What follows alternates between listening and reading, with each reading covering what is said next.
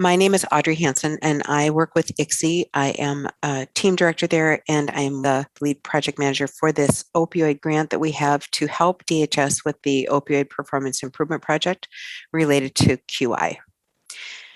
So today we're going to talk about a couple of things, general standards, and then we're going to be talking about the QI process. So I want to start the conversation with talking about the general standards for opioid prescribing. These can be found in the Opioid Improvement Guide. They can be found in ICSI guidelines. They can be found in the Minnesota DHS guidelines. They can be found in CDC's guidelines as well. So these were condensed in one place to give you a quick snapshot. So communicating realistic expectations about anticipated pain, to start with non-opioid options first, to weigh the risks versus the benefits, educate patient family about opioid risks, safe use and disposal, checking the PMP, using the lowest strength short-acting dose for the shortest duration, offering naloxone for patients at risk of overdose, avoiding PRN instructions, clearly explaining how to take opioids and how to stop opioids, and then conducting a risk assessment. So we have in the pain guideline at ICSI, they came up with a simple mnemonic, ABCDPQRS, to remind you of all the things that you might consider when you are addressing a patient who's using opioids. Alcohol use, benzodiazepines and other drug use, clearance and metabolism of the drug, delirium, dementia, and falls risk, psychiatric comorbidities, query the PMP, respiratory insufficiency and sleep apnea, and then safe driving, work, storage, and disposal.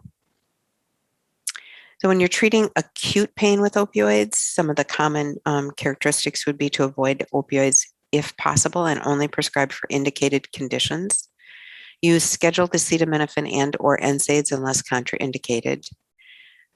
Prescribe an initial dose of 100 morphine milligram equivalent or MME or less in the total prescription, what you send them home in the bottle with.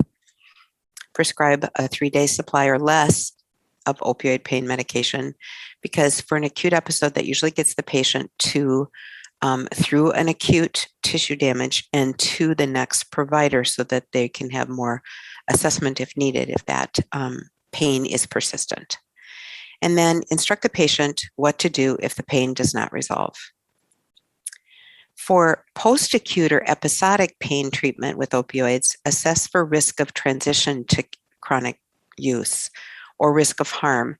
This is the period of time where Minnesota is focusing quite a bit of effort to try to reduce that transition to chronicity. So assessing for biopsychosocial concerns that might influence pain, verify that the patient completely understands how to use their opioids, limit the number of prescribers where possible, reduce the quantity of the prescription refill if you choose to refill it, and then communicate plans across your prescriber transitions.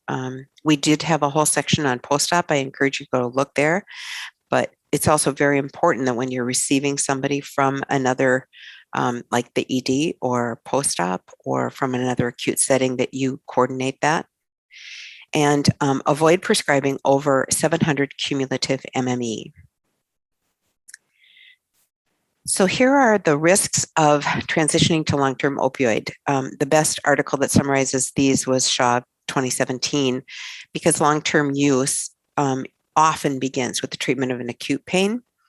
So the likelihood of a person being on chronic opioids a year later increases with each additional day of opioids supplied beyond the third day, a second opioid prescription or refill, 700 morphine milligram equivalents or higher cumulative dose, patients starting on a long-acting opioid or tramadol, and an initial 10 or 30-day supply. So these are known contributors to chronicity, and we ask you to really consider these in that post-acute phase. Then managing chronic opioid prescriptions. Always avoid initiating opioids for chronic pain if at all possible.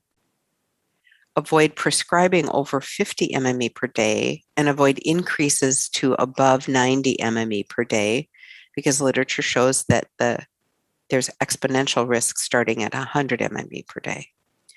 Then avoid prescribing opioids and benzodiazepines together.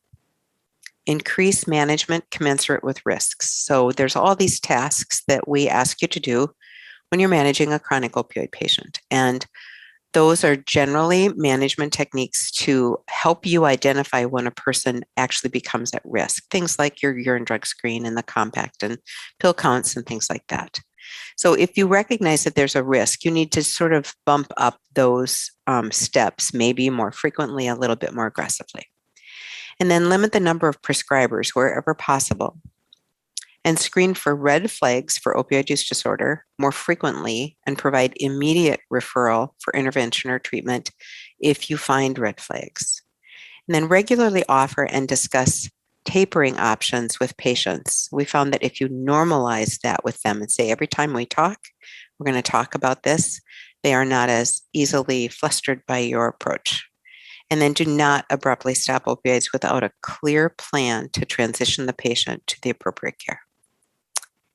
So here are the red flags for opioid use disorder: signs of impaired control, signs of social impairment, risky use of opioids, predisposition to addiction, multiple prescribers, and signs of tolerance or withdrawal.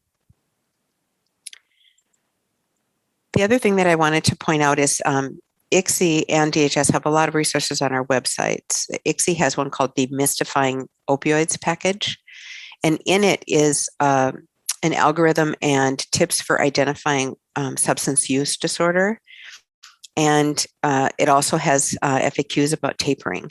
So one of the things that I wanted to call your attention to is that it's helpful if you actually post your DSM-5 criteria in the exam rooms. Just put it up there so that when you're talking to your friend or somebody that's been your patient for a long time, you can remember these objective criteria that help you identify if your patient is actually potentially in trouble.